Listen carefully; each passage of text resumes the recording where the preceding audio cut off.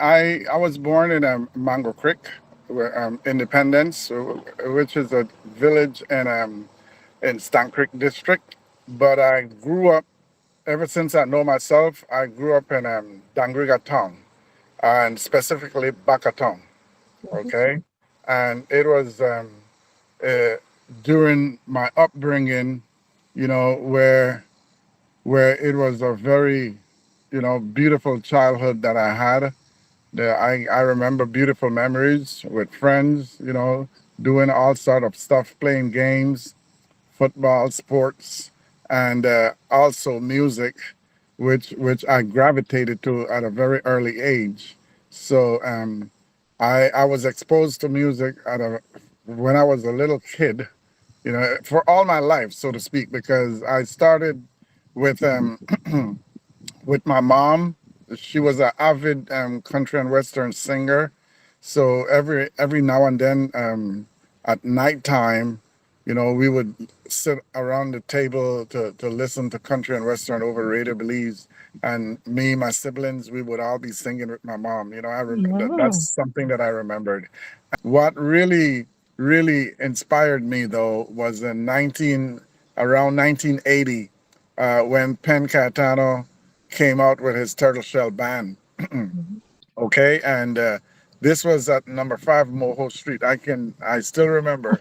I still Wow. remember it. Yeah. So he, Penn Catano, Mohabab Flores, they had Higgins, they have they have Miami, Martinez. They have I remember Poots with them at one point. Then they also had Faltas, Norberto, and they had Jeep, Paul or Peter Lewis. So these guys were these guys were the pioneers when it comes to taking Garifuna music and changing the pace of the Garifuna music, along with adding more instrument to take punta, which is traditional Garifuna music, and make it their own when it comes to punta rock. Mhm. Okay, and that era, they really interjected me. I was musically injected because what Penn at that time, what Penn everybody were listening to Bob Marley, Peter Tosh, and the Jamaican artists singing about issues around the world, and it resonates. They were singing about issues in Jamaica, but it resonates around the world for wherever Black people reside. We felt it all over. But what Pen Catano did that really changed my heart and changed my mentality was the fact that he was using our Garifuna music, our rhythm, Punta Paranda, Punta Rock, and singing in Garifuna about issues that directly affected us, Wage Garinagu, in Dangriga and around Belize. And that left an indelible mark on me, to the Mhm. point where I decided that I was going to delve more into my culture. I made it a point to learn my language, and that's how my journey began. I recall when I was attending ecumenical high school, and they were offering Spanish as a subject to learn, Mhm. and in the school's curriculum in ecumenical, and I, I question it. I began questioning that because I feel like as a Garifuna person, I should they should also offer Garifuna. Mhm. That was the first thing that came to my mind when I'm sitting in the classroom learning how to speak Spanish, the vocabulary in Spanish. I feel like they can do the same thing for Garifuna, and that was not done. So I start questioning the authorities when it comes to the government, the people in the education department. I start questioning how comes they don't offer Garifuna as a subject, so that people can take, if they want to take Spanish, they can take it, and if they those who want to take Garifuna, they can take it. Mhm. I just thought that was fair. That never happened, and so what really propelled me. Another thing that really propelled me again was the fact that my parents were speaking Garifuna to me. My grandparents were speaking Garifuna to me. In my area in Dangriga, Bakatong, everybody, practically you hear Garifuna on a daily basis, but Mhm. it was not, you know, uh, our parents would speak to us in Garifuna, but they didn't, like tell us or mandate us to speak or to respond back in Garifuna. So Mhm. we would speak either in English or Creole or Aya Nuguchu or simple Garifuna words.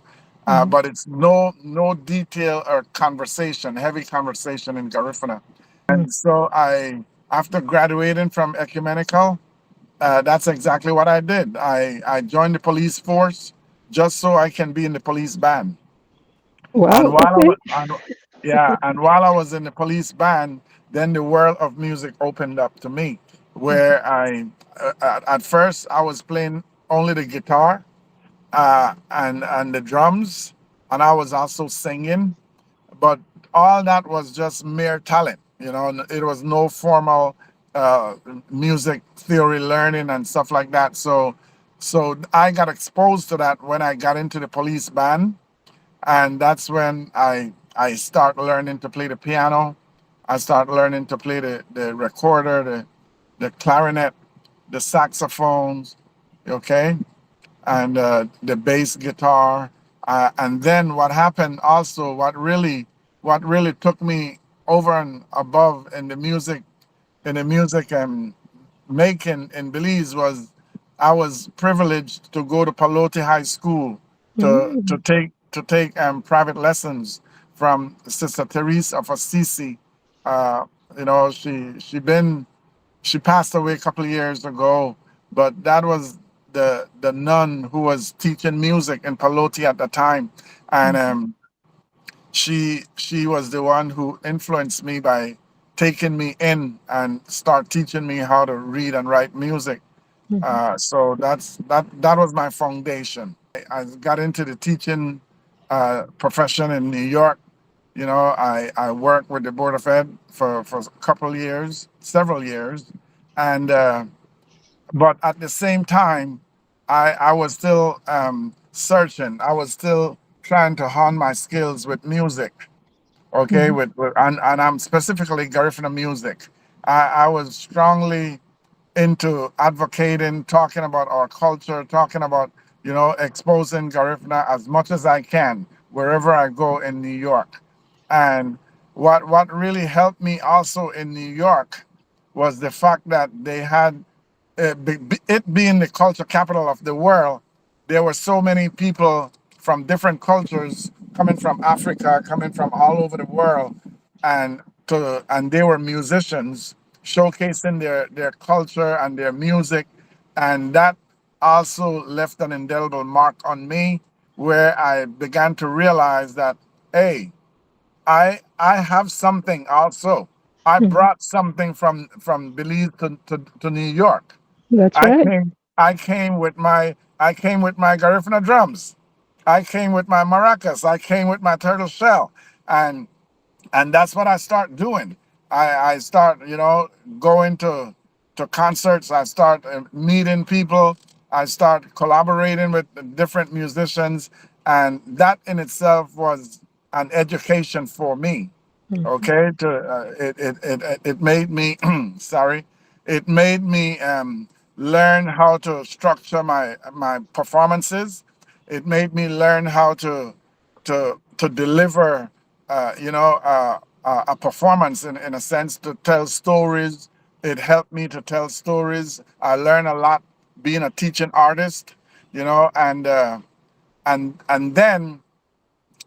then all that knowledge, the education from the music from Belize, the education in New York, that gave me an idea as a musician to blend or to fuse music with education, and that was my path. I'm gonna be honest to you, Dorette. I know most of my contemporaries, my peers, my other musicians, Garifuna musicians, they were focusing on mere entertainment, where people come, which is, I'm not knocking it because we need to be entertained, you know.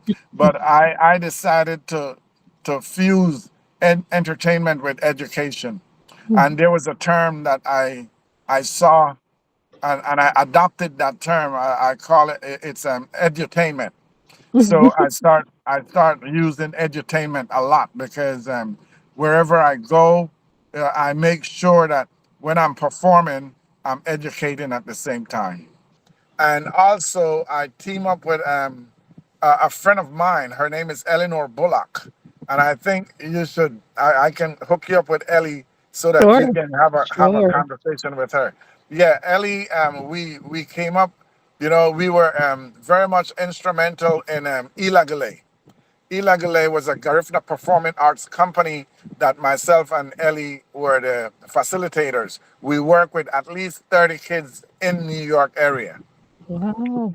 and these kids were, that's where they learn about their history, Garifuna history. That's where they learn to sing the songs in Garifuna. That's where they learn poetry in the Garifuna language. And it was like a, it was like a, to me, as much as Ilagale was a performing arts company, it was also a school. It was mostly a school because that's where the kids learn about their culture. That's where they learn about their history. This was way before UNESCO came up with the proclamation of the masterpiece of the oral and intangible heritage of humanity in 2001. That we were way ahead of that because in 1995, that's when we started Ilagale. Mhm. And illegally, we were pushing illegally to the point where they have the kids who were part of illegally. They were very much in tune with their culture. We were doing a very good job, and Mhm. I guess because of the work and the experience that myself and Ellie have garnered from working with illegally, uh, we were summoned, or not summoned, we were commissioned. We were commissioned by National Garifuna Council in Dangriga in 2005 to go and do a, a Garifuna program in Dangriga. Mhm. And myself and Ellie, we were the facilitators, and we gave it a name. The name of the the name of the program was Habina Hagarinago. Mhm. Habina Hagarinago. It entails all of Garifuna dancing when it comes to Wanaragua, Paranda, Punta, Chumba, and all the other Garifuna genre of music and dance. That's what Habina Hagarinago was all about because it's an ongoing challenge. Okay, Mhm. it's an ongoing challenge. People, if the government, now I'm gonna take it to a different level now because I believe that us Wage Garinago, I believe that our language being classified as endangered, that's a big issue. That should be a big issue for us, all of us. And I feel like we all should contribute. We all should do our part to get off that list. There's no need for us for UNESCO to claim Garifuna language as endangered, okay? Because it's dying, it's at the brink of extinction. All that doesn't sound resonate well with me, okay? Because we are still here. I want to go, yeah. And if we are here, then we should make every effort to retain, to safeguard, to retrieve, uh, and to preserve our language and culture. And hence the reason why, on my own effort, you know, on my own effort, and I want to congratulate and give enough respect to many other Garifuna men and women who took it upon themselves to teach the little Garifuna that they know, the amount of Garifuna that they know. I really appreciate that, because what we need is each one teach one. What you know, if you learn something in Garifuna, and for you to be more confident in speaking it, and for you to be more confident in learning it, if you sit down and teach a child or teach somebody what you just learned, it empowers you. Okay? And if it empowers you, then that's going to motivate you to learn more. Mm-hmm. Okay? And that's I think that's what happened to me.